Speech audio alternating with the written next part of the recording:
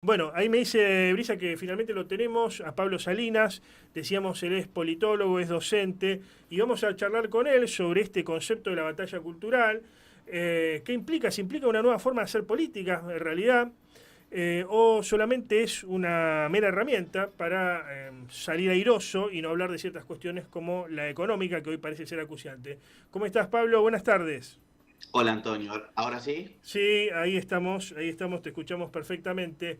Queríamos hablar con vos sobre esto, sos uno de los politólogos que más se viene instalando hoy por hoy en los medios de comunicación en la Argentina.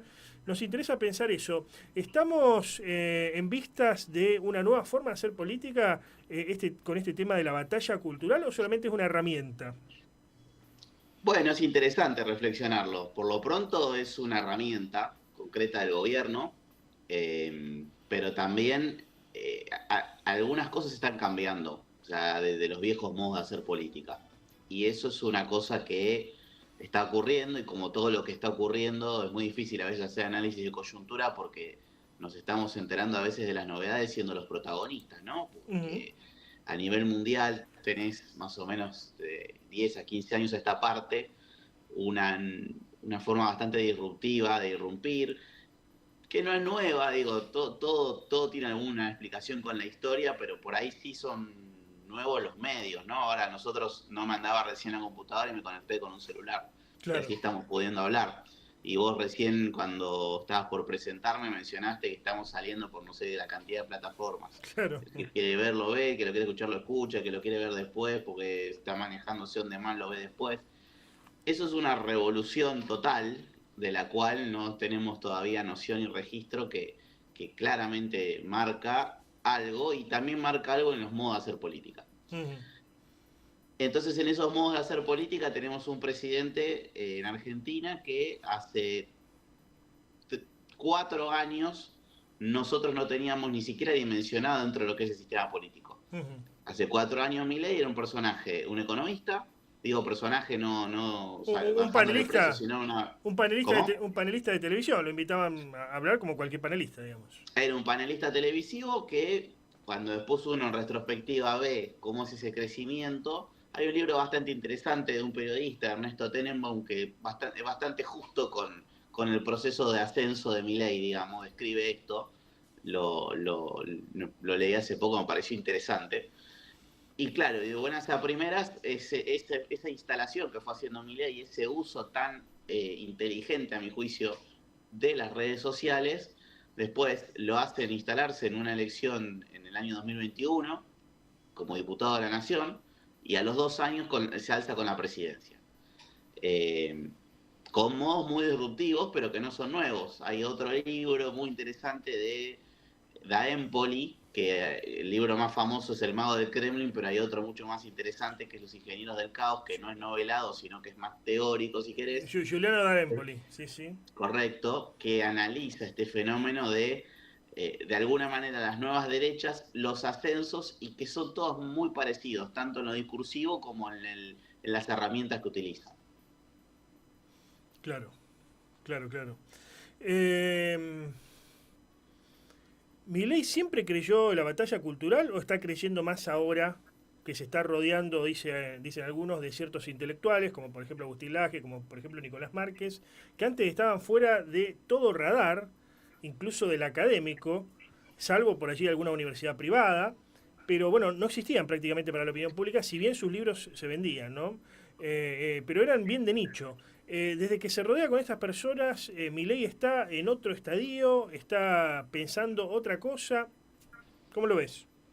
Milei, por lo que cuentan sus biógrafos, su gente cercana que ha dado notas en los medios de comunicación, está convencido de aquello que profesa. Eh, Realmente uno tiene que creer al entorno cercano, digamos, que es la cercanía con el y por supuesto con la observación que hacemos ya analizando al presidente de hace un año y 2 meses. Y parece ser que está convencido de esta batalla cultural y bueno, va y avanza con firmeza. También avanza porque hay una oposición completamente desarticulada, esto hay que decirlo. Y bueno, intentan ir. Hoy, sin ir más lejos, hubo un anuncio por parte del ministro de Regulación, Sturzenegger, en donde dicen que el día lunes sale publicado en el boletín oficial una especie de registro que abren por un tiempo determinado para que los distintos ministerios digan cuáles son las áreas que hay que cerrar, reestructurar, fusionar, etcétera. Claro.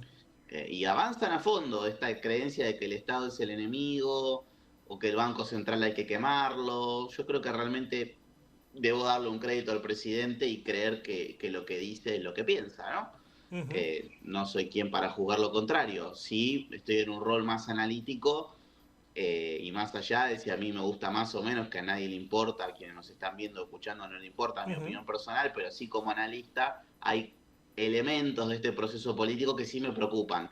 Uno es la violencia, o sea, se advierte un incremento por ahora de una violencia verbal y simbólica, pero que de a poco, lo que a uno le preocupa es que de a poco va ocurriendo. Voy a ponerte 2 ejemplos. Hay toda una revisión en el discurso por parte del Estado y en manos del gobierno de Milei sobre la homosexualidad en cualquiera de las formas que se manifieste o en los géneros. Se ha convertido en un discurso violento al respecto y ya van 2 casos de que le queman la casa a personas gays, concretamente. Sí. En Mar del Plata hay un intendente que está queriendo pegarle el salto a la Libertad Avanza, que hace campaña o comunicación de gobierno todos los días casi subiendo videos a las redes sociales, echando a gente que duerme en la calle o a trapitos, que después podemos discutir en el caso de los trapitos si es ilegal, Sí. estoy diciendo eso. Bueno, pero es muy interesante lo que decís. Algunos dicen que Milei con esto pierde voto. Bueno, de hecho las encuestas dicen que perdió entre un 8, un 9, un 10% inclusive, después de los dichos de Davos. Pero otros dicen, no, está fidelizando voto, porque a él, en esta nueva lógica de hacer política, que podemos ver en Trump, podemos ver en Víctor Orbán, podemos ver en Meloni, inclusive en Italia, para esta nueva forma de hacer política, eso está bueno, y yo estoy con mi voto. Si te gusta bien, si no, ¿qué opinás? bueno, a ver, lo que te venía diciendo termina con que mataran a patadas a una persona que dormía en la calle en Mar del Plata. Claro, Entonces, claro. la verdad que si va a pasar eso, voy a estar, no como analista político, como ciudadano, voy a estar enfrente, porque hay límites que no deberían cruzarse, Claro. por un lado. Por el otro, sí es cierto que la costumbre política que viene arrastrándose, si vos querés, de la vuelta a la democracia para acá, como en Argentina como sistema político, y su cultura política están bajo, lo que decíamos hace un ratito, bajo un profundo cambio coyuntural. Ha cambiado el paradigma y la gran mayoría de los políticos y de los analistas políticos todavía tienen como los anteojos sin el nuevo aumento. Entonces ven borroso, no terminan de entender qué es lo que está pasando. No digo que yo lo haya entendido, ni mucho menos. Uno hace el esfuerzo, porque corresponde, de tratar de entenderlo, y uno también observa que muchos de los partidos políticos tradicionales no han cambiado esos anteojos tampoco, y entonces al electorado no le ofrecen una alternativa, entonces el electorado va por lo nuevo. Y la verdad que hoy lo nuevo lo presentó Milei. Lo disruptivo lo presentó Milei, lo revolucionario lo presentó Milei. Y es presidente. Y llegó, como decíamos recién, en un fenómeno flash, incluso sin partido político. La Libertad Avanza recién se constituyó como partido político el año pasado. Por ejemplo, en Santa Fe, también como partido de distrito, lo lograron, si no recuerdo mal, en octubre o en noviembre del año pasado. Sí, llegó alquilando un partido, ¿no? De eso, como se hace siempre, se pide prestado. Ahora, finalmente, Pablo, ¿cuál es el límite para este tema de la batalla cultural? Y si tiene que ver o no con lo económico, porque uno recuerda el kirchnerismo, ley de matrimonio igualitario, de identidad de género, etcétera, etcétera. Incluso el aborto se lo puede pensar de esa forma, porque cuando sale no estábamos tan mal económicamente en la pandemia, quedaba algún pesito guardado en el bolsillo, la gente estaba un poco más, ¿cómo podemos decir?, tranquila. Pero los cambios del kirchnerismo lo hizo en época de, no sé si bonanza económica o que la cosa funcionaba más o menos. Ahora Milei estos cambios los está haciendo en época de que una economía está parada y parada adrede para bajar la inflación, que lo han reconocido los mismos del gobierno. Tuvimos que frenar la economía de alguna forma para frenar la inflación, para bajar la inflación. ¿Cuál es el límite? Y si la economía se come esta estrategia de la batalla cultural. Bueno, en Argentina, hasta el momento, siempre que hubo momentos económicos no buenos, malos o no muy buenos, lo que se resiente obviamente es la democracia, la representación y los procesos políticos. Por ahora, eso siempre fue así.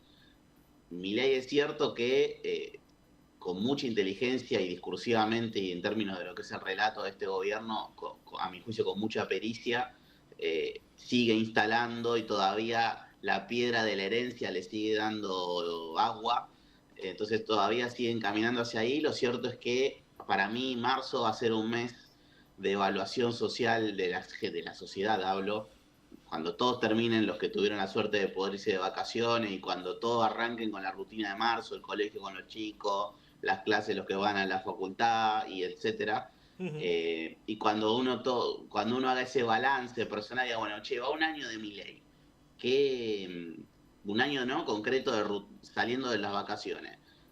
¿Qué cambió, qué no cambió? Y lo cierto es que tenés una economía donde macroeconómicamente se han ordenado algunas cuentas públicas, se Ujú. han resentido otras, se desaceleró una inflación que nunca dejó de crecer. Lo que ocurrió es que sí, claramente se desaceleró, este es el fenómeno, y pareciera ser que con eso hoy alcanza. Es algo muy parecido a lo que pasó con la convertibilidad y el menemismo, en donde también se atacó un problema que venía heredado del gobierno anterior sobre una hiperinflación en ese caso, y hubo un montón de delegaciones por parte de la sociedad hacia el gobierno. Y bueno, funcionó por un tiempo largo. Habrá que ver si Milei tiene esa misma suerte, o si estos esfuerzos por contener la inflación y el dólar resultan infructuosos. Bueno, ¿cuál es el resultado en las urnas? Bien, bien. Te agradezco enormemente este contacto, Pablo. No, por favor, ustedes. Buenas tardes. Adiós.